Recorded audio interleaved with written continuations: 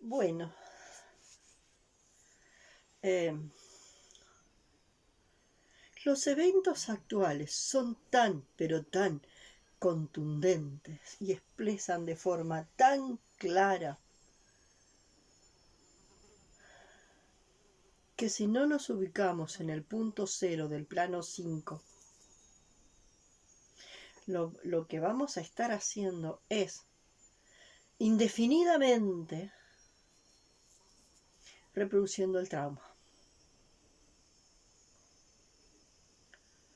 Entonces, estamos viendo los eventos políticos, ¿no? De esto que de alguna forma se ha llamado la izquierda político-partidaria y la derecha político-partidaria, que es como se muestra la disociación abajo del cuarto plano, sin poder observar cómo opera arriba del cuarto plano la derecha lógica y la izquierda lógica. Y cómo esto que se muestra, cómo se muestra arriba del cuarto plano, no puede estar disociado de lo que sucede abajo del plano, abajo del cuarto plano. En eso les quiero decir que esto también funciona en esa ponele la L a la ma, que tiene implícito la palabra mal. La palabra mal tiene implícito ponele la L a la ma herida. O sea, dale voz a la ma herida. Vos dale voz a tu ma herida, a tu femenino herido, ¿no? Para poder armar el mapa. Y poder tener un mapa con una brújula, ¿no? Un mapa y una brújula por la cual funcionar.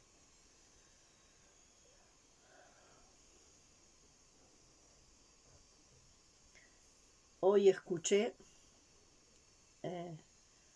hoy volví a escuchar, porque ayer lo había escuchado también, a un político argentino diciendo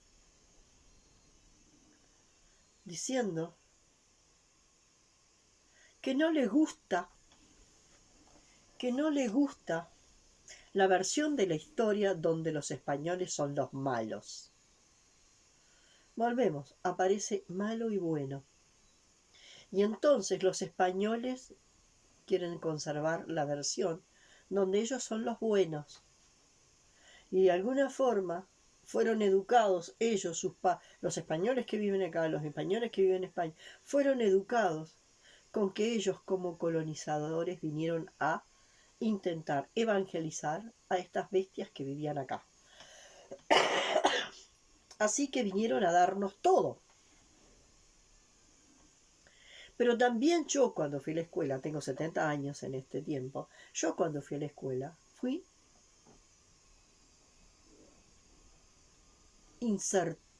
se me insertó la idea de la madre patria España, que vino a traernos la maravilla. Porque acá habían unas bestias salvajes, que eran los pueblos aborígenes, a las cuales había que evangelizar a fuerza de castigo y de tortura. Tú tienes que ser como yo creo que tienes que ser.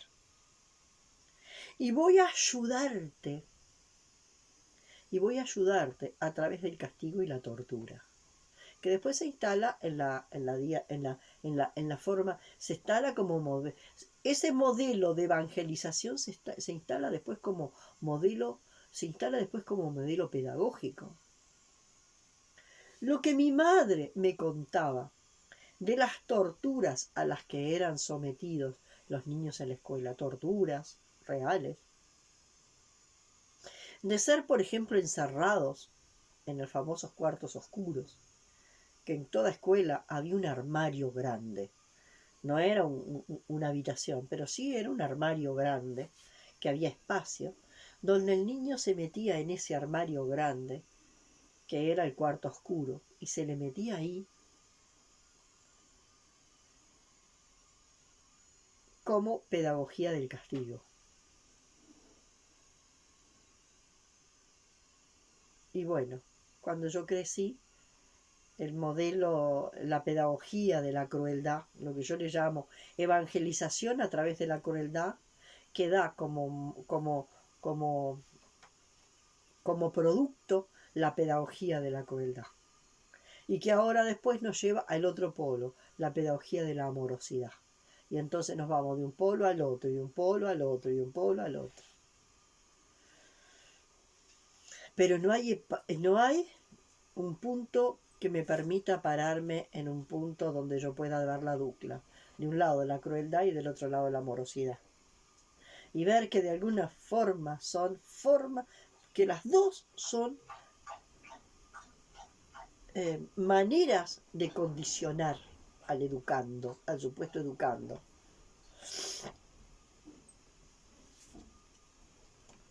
¿No? Y cómo es pararse el punto cero del plano 5 para poder ver la pedagogía de la crueldad y la pedagogía de la amorosidad. Entonces esta persona dice que no le gusta esa versión de la historia donde los españoles son los malos. Y para él, los españoles son los malos. El malo se lo pone él. Porque plantear los hechos como fueron, y que no es que vinieron, realmente con la pedagogía de la crueldad no se ayuda a nadie. Con la evangelización en la cual se somete, ¿no?, a el supuesto sujeto a ser el supuesto sujeto a ser evangelizado, se le obliga, ¿no?, desde una forma autoritaria a ser a aceptar el evangelio. Se le obliga a aceptar el evangelio. Y bueno, y ahí hay algo que, bueno, que para mí hace cortocircuito, ¿no? Porque los procesos comienzan desde adentro hacia afuera. Y para que la semilla empiece su proceso de germinar, brotar, florecer y fructificar, yo no tengo que obligarla a. Si yo la obligo a, yo estoy desnaturalizando un proceso. En todo caso, puede ser algún elemento que le agrega agua a través del riego, que le agregue, no sé, ¿no? O sea,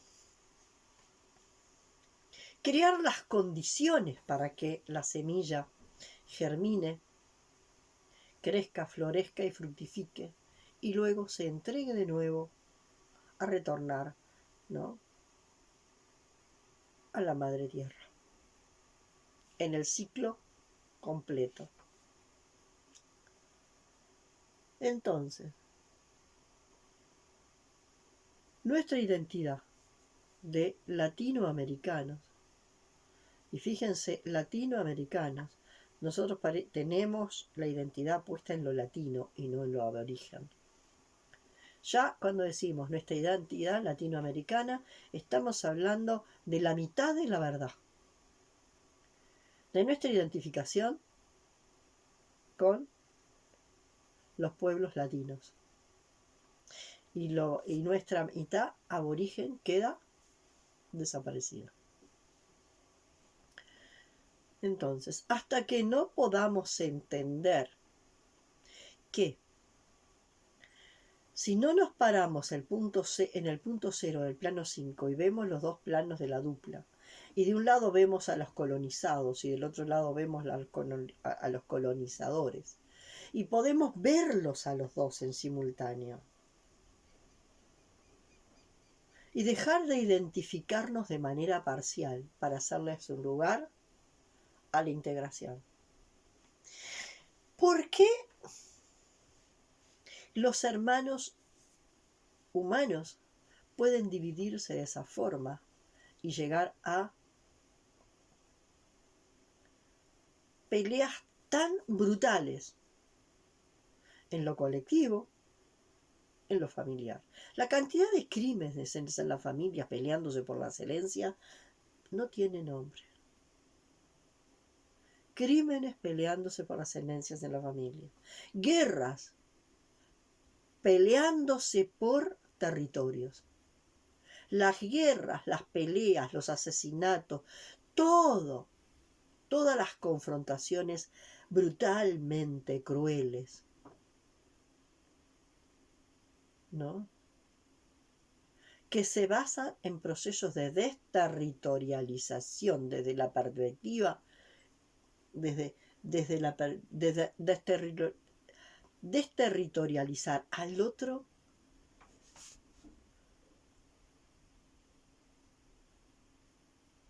como proceso operado por el trauma. Por un lado, los desterritorializadores actuando de ese modo, desterritorializando, y los otros cediendo territorios, regalando territorios, ¿no? Cediendo potenciales. Unos secuestrando potenciales y los otros cediendo potenciales. Cediendo territorios y tomando territorios. Y todo lo que de alguna forma se puede plantear ahí en el síndrome de Estocolmo, de por qué se ceden potenciales. Se ceden potenciales por el síndrome de Estocolmo. El secuestrado, ¿no? Porque de alguna forma es más vulnerable. El secuestrado porque es más vulnerable, porque en esa vulnerabilidad está en la más herida y tiene contacto con su herida, ¿no? Va cediendo potenciales, va cediendo territorio por miedo, hasta hipotecar todo porque lo único que queda es conservar la vida, que se ve en el síndrome de Estocolmo cuando un secuestrador secuestra a una persona, los mecanismos que se ponen en juego en el secuestrador y los mecanismos que se ponen en juego en el secuestrado. Lo que pasa cuando eso pasa a nivel de grupos. Un grupo de secuestradores, que son los colonizadores, y un grupo de secuestrados. Y donde se pone en juego esta evangelización por la crueldad, donde empieza a haber un proceso de terror, donde uno va cediendo y cediendo y cediendo y cediendo, donde la parte que está siendo desterritorializada, que está en la más herida, va cediendo y cediendo y cediendo y cediendo todo lo que puede a fin de conservar la vida. Y nuestro país tiene una frase que dice libertad o muerte. ¿Y qué pasó con los charrúas acá? Los charrúas son los que de alguna forma tomaron esa decisión, libertad o muerte, que fue uno de los países donde el exterminio fue bastante fuerte, bastante potente, aunque sin duda no fueron exterminados todos, pero fue uno de los donde no fueron exterminados todos. Nosotros tenemos bastante personas que si salimos a recorrer los caminos de los invisibilizados, nosotros vamos a ver que hay descendencia charrúa en nuestra tierra, pero de alguna forma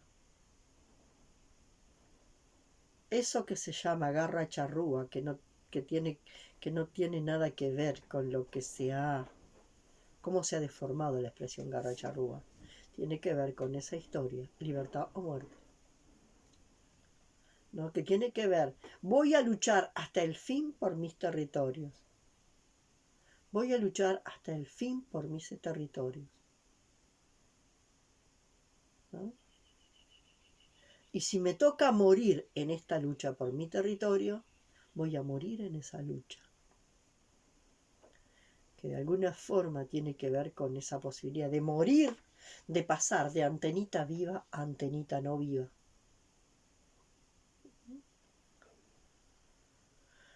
Y lo que de alguna forma nosotros acá tenemos, ¿no? Es una herencia, libertad o muerte. Que durante mucho tiempo la gente del pensamiento positivo consideraba que eso era horrible, ¿no? Y de alguna forma tomó esa frase y para mí, la desvirtuó. La fuerza de libertad o muerte. Decido vivir con dignidad, luchando por mi territorio, defendiendo mi territorio, ¿no? Que esa lucha no es una lucha contra, es un proceso interno de empoderamiento, de empoderación, digamos, para sacarle el miento. Este es mi territorio y yo defiendo la frontera de mi territorio. No te invado. La palabra lucha está muy ligada a eso de luchar contra. Hay una lucha interna que tiene que ver con una lucha interna que tiene que ver más con la empoderación, con la defensa del propio territorio. Y el territorio es físico, biológico, psicológico y lógico. Cada elemento existente necesita de un territorio para existir en el universo expresado. Necesita del espacio. En el espacio-tiempo, cada elemento necesita también del espacio, que es el territorio. Entonces, lo que no se entiende es lo que sucede en la lógica de la naturaleza. Porque en la naturaleza, las especies, a través de la inteligencia organísmica, se autorregulan. Y una especie se puede limitar el territorio de la otra, ¿no?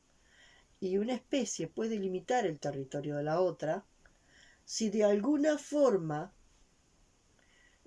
la otra está muy hambrienta de más territorio, como yo planteo, como la célula cancerosa que es operada por el trauma quiere más y más y más y más, y como la célula cancerosa quiere más territorio y más territorio y más territorio, aunque la vida del cuerpo se vea deteriorada, ¿no? Hasta la muerte. Entonces esa es la diferencia de lo que sucede en la naturaleza. En la naturaleza, cuando una especie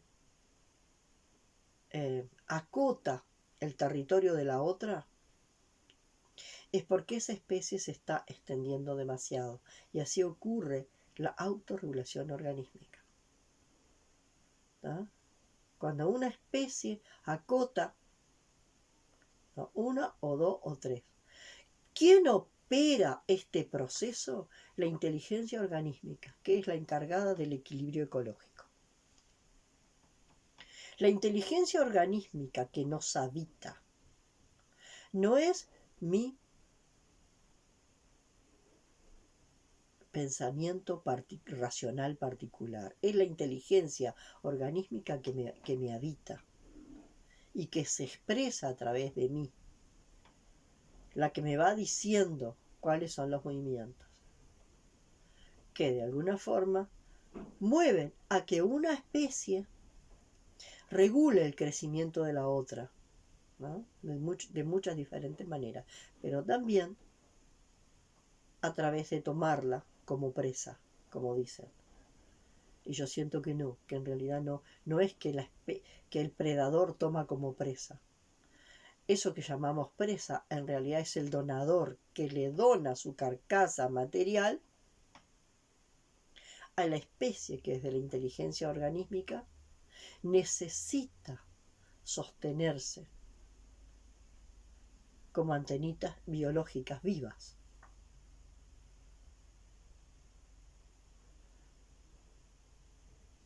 Para poder sostener el equilibrio ecológico. Y esa es una diferencia bien importante. Bueno, decirles que a pesar de que estoy también tomando recaudos de a la hora que subo los videos y una cantidad de cosas y algunas recomendaciones que me dieron, a pesar de eso que me está sucediendo, hay videos que en cuestión de 2 horas llegan a 80 vistas. Y hay otro video que pasa una semana y media y están en 28, 30, 35. Y les vuelvo a decir, no entiendo cómo quien capta un video mío por casualidad, no se da cuenta que yo estoy haciendo referencias permanentes a otro video. Si bien tomo muchas veces un contenido determinado y lo vuelvo a desarrollar con otras connotaciones y con más elementos, que de alguna forma acá hay una linealidad y que yo hago referencia a otros videos. En el video anterior, por ejemplo, como los videos no son editados, tuve una confusión entre dilema primario y dilema secundario, ¿no? Hay una parte que y bueno, y para poder entender lo que es dilema primario y dilema secundario hay que mirar el video que específicamente toca el tema del dilema primario y dilema secundario. Y dónde y qué y a qué dilema estoy abocado a resolver. Entonces, la persona que habló, que estaba enojadísima porque en un canal de televisión se hablaba de la versión que ponía a los españoles como los malos, todavía bien en el dilema secundario de malos y buenos. Acá no hay asunto de malo y bueno, los españoles fueron malísimos por lo que hicieron. No es la historia que fueron malísimos y los españoles fueron los malos y los aborígenes fueron los buenos. Porque si no, no salimos de ahí. Acá hay una historia de que algunos, por la misma herida, asumieron el lugar de colonizadores y otros, por la misma herida, asumieron el lugar de colonizados. Y poder ver que la misma herida tiene que ver con que no hay suficiente madre. Y que de alguna forma la situación, el fenómeno de la colonización en los humanos no está operado por la inteligencia organísmica, sino que está operado por el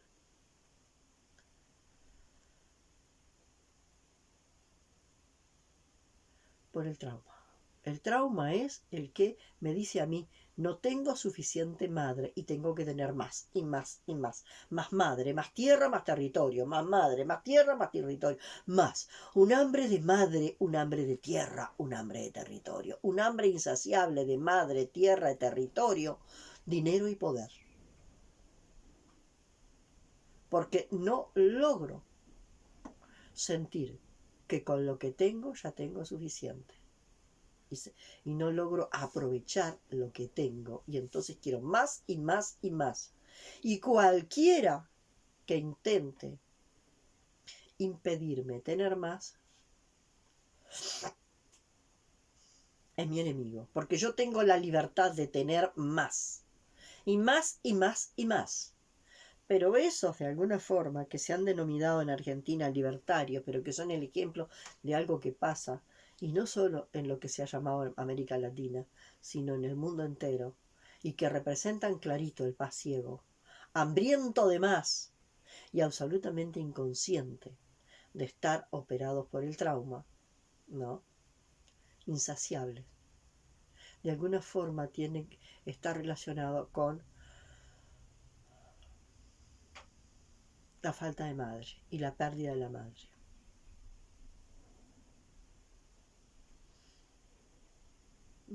No hay madre suficiente para mí. Y entonces, como no hay madre suficiente para mí, quiero más madre, más tierra, más territorio, más madre, más tierra, más territorio. Yo tengo una hipótesis, pero no la puedo dar por cierta. Para mí esto viene de algunos primos que vivieron en otra madre, otro planeta madre, que ese planeta no los pudo sostener, por la razón que fuere. Y tuvieron que salir a la casa de la tía, que era el planeta Tierra, y se instalaron acá, como los primos, compitiendo con los hijos de la madre. Yo esto es una hipótesis que tengo que de verdad me hace mucho sentido, ¿no? Entonces, como no hicieron el duelo de ese planeta, como no hicieron el duelo de ese planeta madre, se instalaron acá en este planeta de la tía Tierra a quererle sacar a los hijos de esta tierra todo lo que puedan, con un hambre insaciable, porque no han hecho el duelo de su planeta madre, su planeta de origen. Lo mismo que pasa cuando de alguna forma en las migraciones acá, en las migraciones internacionales. El mismo mecanismo de lo que sucede en las migraciones internacionales funciona en los mecanismos de las migraciones interplanetarias. Y entonces ahí aparece, de alguna manera, si de alguna forma, de verdad, lo que llamamos vida inteligente es lo más inteligente, o no, o es lo menos inteligente. Porque ha desarrollado tanto la inteligencia racional que ha perdido el contacto con la inteligencia organísmica y con la intuición. Y la inteligencia racional está generalmente al servicio de la lógica particular divergente. Es posible que a la inteligencia racional la podamos ir oxigenando para que se abra a otras percepciones, ¿no? Y pueda integrarse con la inteligencia organísmica y con la intuición. Pero cuando es la única que está al mando, la inteligencia racional está conectada con mi pequeño yo particular y la necesidad de mi pequeño paraíso que tiene que convertirse en gran paraíso en función de un hambre de territorio, un hambre de madre, un hambre de tierra. Entonces, me parece que hay mucha cosa más para ver que no se está viendo y que de alguna forma se está moviendo en la política partidaria para acá o para allá, pero como que la política partidaria no puede hablar de trauma. No puede hablar de trauma. La palabra trauma como el elemento que de alguna forma nos está operando en la política partidaria no se toca.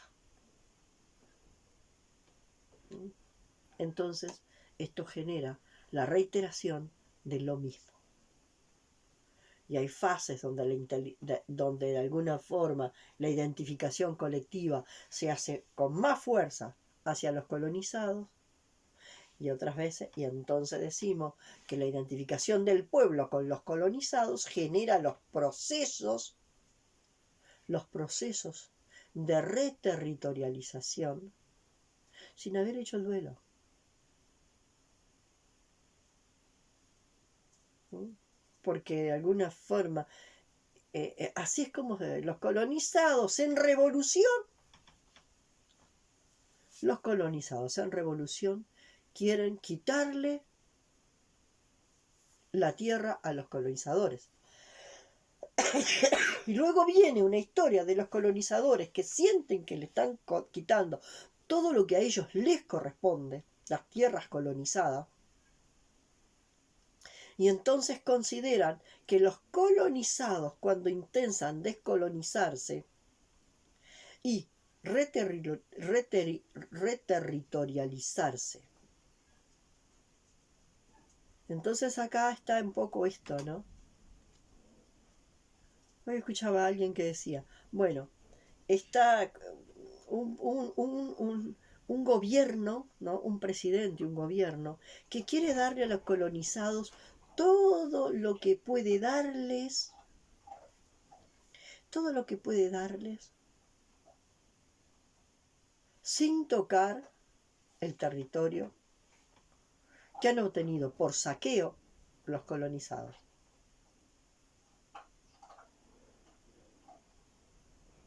Y así podemos indagar un montón de cosas. Pero entonces hay unos que han saqueado y otros que han cedido.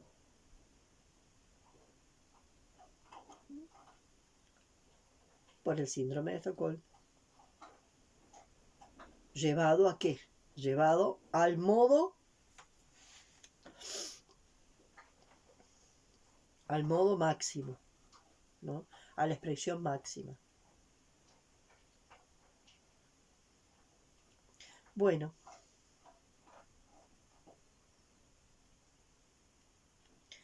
por aquí estamos. Esto era lo que quería poner hoy en juego. Que sí, mientras la política partidaria siga en este modelo y con esta enorme grieta en la identidad latinoamericana, porque la única grieta que hay en la identidad latinoamericana es la grieta que abrió el trauma de la colonización. Esa es la única grieta que hay, la que abrió el trauma de la colonización. Y que es la única grieta que nosotros podemos empezar a sanar si nos ponemos en el punto cero del plano 5 y podemos ver a los colonizados y a los colonizadores. Y ver el hambre de madre, de tierra, de territorio que hay en cada uno de ellos. Y como unos saquean más y más desde la insaciabilidad y los otros ceden. ¿No? ¿Y son buenos los que ceden? No. Los que ceden territorio en un estado de victimización no son buenos. No son buenos. Ni son buenos ni son malos. Porque bueno y malo no existe. No saben cómo pararse. Los colonizados no saben cómo pararse ante el colonizador. No saben cómo ubicarse en su propio anclaje, empoderarse para poder pararse de una forma diferente ante el colonizador. Y esa es una historia que está afuera, pero también está dentro de nosotros. Y si nosotros vamos más allá de la colonización de América Latina, que es la herida más cercana que tenemos nosotros y que de alguna forma está pulsando, y vamos más atrás, vamos a ir viendo otras colonizaciones. Europa colonizando Francia, bueno, todos los que generaron colonias. Y fíjense, si tendremos la mente colonizada, que supuestamente los pueblos más inteligentes, inclusive planteado por un presidente por un expresidente argentino, los pueblos más inteligentes son los alemanes. O sea, los pueblos arios, rubios y de ojos celestes. Esos son los pueblos más inteligentes. Y me pregunto, ¿qué pasa? Que cuando de alguna forma identificamos, a ver, ¿cómo modificamos la imagen de Cristo y de la Virgen María? Y cómo a través de la Virgen María, que parece la primera muñeca Barbie, rubiecita con unas manos impecables, ¿no? Donde la Madre María como metáfora era otra cosa, como lo plantea Clarisa Pinkola Estés, y cómo se ha modificado la imagen de Cristo, también rubio, de ojos celestes.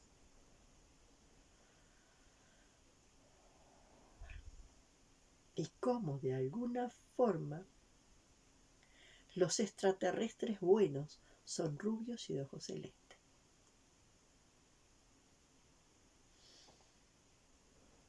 ¿Será casualidad? Los extraterrestres buenos son rubios y de ojos celestes.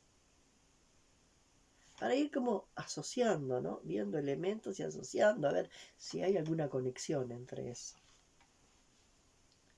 Los buenos que tienen derechos, ¿no?, a más territorio, que se auto-otorgan más derecho a más territorio. Entonces, un posible presidente, candidato a presidente y posible presidente de Argentina, que supuestamente hablan de libertad y libertad y libertad. Yo tengo la libertad de tomar todo lo que se me ocurre, porque estoy identificado con los colonizadores. Pero si vos salís a la calle a hacer piquete para reclamar el territorio que yo y mis ancestros te quitamos, te meto a la cárcel. Hay que ver el trauma que está detrás de la dinámica que se está poniendo en juego. Si no se ve el trauma que está detrás de la dinámica y se ve, se observa, se comprende y se sana. Pero no se sana afuera, se sana adentro, porque esa memoria está dentro de mí. Por eso es que el proceso, de alguna forma, necesita tanto de esto individual. Decía Eckhart Tolle, no sé cómo se pronuncia, decía, cuando el ego individual está a punto de hacerse claramente visible, se esconde en un ego colectivo. Entonces, Triguerio dice muy claro, el proceso es la unión, la reunión del principio femenino y del principio masculino dentro de mí. La reconciliación del principio femenino y del principio masculino dentro de mí, que implica la sanación de la pareja interior, donde mi masculino puede darse cuenta, ¿no? Puede darse cuenta del trauma que lo opera, y entonces en vez de estar en el pa abajo en el cuarto plano, va a estar en el pa de arriba. Y la ma herida puede darse cuenta que ella está en victimización. La ma herida en victimización, el pa ciego en negación. La ma herida es la que tiene la posibilidad de agregarle la L a esa ma herida. Y la L le permite el tránsito. Por eso la salida es a través del mal. La salida es a través del mal, que es la ma con la L, que le permite el tránsito. Esto está en otros videos. Hasta pronto.